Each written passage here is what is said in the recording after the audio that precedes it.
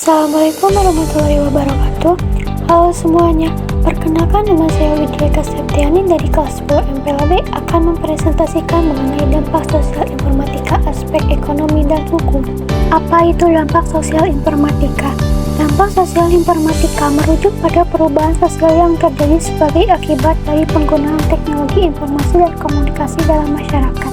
Teknologi informasi dan komunikasi telah memungkinkan pertukaran informasi secara instan, sehingga mempengaruhi berbagai aspek kehidupan sosial seperti pekerjaan, pendidikan, budaya, politik, dan sebagainya. Aspek ekonomi dan hukum dari produk informatika. Sebuah produk informatika memiliki aspek ekonomi dan dampak hukum. 1. Aspek ekonomi produk informatika. Dalam aspek ekonomi, produk informatika mengalami perkembangan yang mulai dari penemuan komputer. Seiring waktu berjalan, nyatanya teknologi yang memanfaatkan ilmu informatika juga bertambah. Sebut saja salah satunya komputer. Produk ini awalnya diciptakan dalam berbagai macam kekurangan. Sekarang, komputer sudah banyak varian dengan spesifikasi tertentu yang dibuat demi menyenangkan konsumen atau pengguna. Selain komputer, kita juga bisa melihat contoh aspek ekonomi produk informatika dari smartphone. Bukan hanya sekadar untuk komunikasi, perkembangannya jauh melampaui itu. Perkembangan tersebut, sekarang kita dapat menggunakan HP untuk bermain game, memperoleh informasi, membaca berita, hingga untuk sarana bertransaksi. Ada 4 perusahaan berbasis teknologi informasi yang bernama Apple, Alphabet, Microsoft, dan Amazon. Keempat tersebut sama-sama bergerak sebagai produk informatika hasil olahan ilmu komputasi. Sebut saja Amazon sebagai salah satu contoh produknya. Perusahaan ini memberikan akses kepada orang-orang di seluruh dunia ketika ingin berbelanja. Dengan begitu, konsumen akan dipermudah melalui sistem komputasi yang ditawarkan informatika. Nilai digitalisasi bagi ekonomi Indonesia. Aspek ekonomi dari produk informatika ini nilainya meningkat seiring dengan semakin tingginya produk informatika. Pertumbuhan yang pesat tersebut diakibatkan dari nilai tambah dan manfaat, atau biasa disebut value, dari teknologi informasi terhadap seluruh aspek kehidupan manusia. Contoh bentuk aspek ekonomi pada produk informatika. 1. Semakin baru produk informatika, maka harganya semakin mahal. 2. Produk informatika yang mudah dan nyaman digunakan akan memiliki value lebih tinggi dan banyak digunakan. Contohnya adalah aplikasi WhatsApp. 3. Produk informatika modern memberikan solusi dari permasalahan bidang ekonomi, serta menggantikan bentuk transaksi konvensional. Contohnya adalah toko online, layanan paylater, dompet digital, dan QRIS. 4. Banyak perusahaan rintisan yang berbasis pada penyediaan layanan informatika.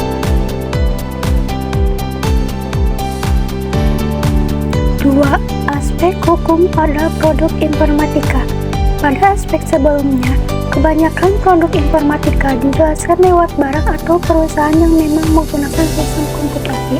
Berbeda dengan ekonomi, aspek hukum lebih mengacu pada hak hukum produk sebagai kepemilikan individu atau kelompok tertentu. Dengan begitu, ada landasan hukum yang melarang suatu produk informatika dibagikan secara cuma-cuma. Pelanggaran ini paling banyak terjadi di produk perangkat lunak yang dengan mudah diakses.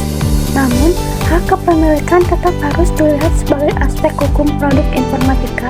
Peraturan ini memberitahukan perihal izin, hak, serta pembatasan atas suatu software. Kepemilikan suatu produk ini diistilahkan sebagai lisensi. Sementara itu, ada sejumlah jenis lisensi hukum produk informatika sebagai berikut. 1. Lisensi komersial mengatur tentang kepemilikan suatu produk yang sifatnya mengikat. Pengguna hanya boleh menggunakan setelah membayar dan tidak boleh menjualkannya secara sembarangan. Contohnya, seperti sistem operasi dan berbagai aplikasi pengelola lainnya. 2. Lisensi gratis. Pengaturan ini memperbolehkan orang-orang untuk memperoleh suatu produk secara gratis. Akan tetapi, tetap ada beberapa kebijakan lain yang biasanya harus dipegang teguh pengguna. Contoh, peraturannya adalah tidak membolehkan ke orang lain. Jika ingin memperolehnya harus lewat sumber pertama. 3. Lisensi umum. Beda dari 2 lisensi sebelumnya. Lisensi ini lebih bersifat terbuka lantaran siapapun boleh mengakses, mengedit, mengubah, dan menyebarkannya ke orang lain. 4. lisensi domain publik. Pada lisensi ini, pembuat produk memang sengaja memberikan produknya kepada orang-orang, hampir sama dengan lisensi umum. Orang-orang bebas menyebarkan dan menggunakan produk tersebut. Dampak positif aspek hukum. 1. Membantu menguatkan supremasi hukum. 2. Membantu meningkatkan sistem demokrasi yang dijalankan rakyat. 3. Meningkatkan tuntutan dilaksanakannya hak asasi manusia. 4. Membantu menyiarkan kebijakan dan aturan dari pemerintah pada rakyat secara luas. 5. Menguatnya regulasi hukum. 6. Memperketat pengaturan berlandaskan hukum. 7. Mempermudah masyarakat memperoleh informasi mengenai hukum. 8.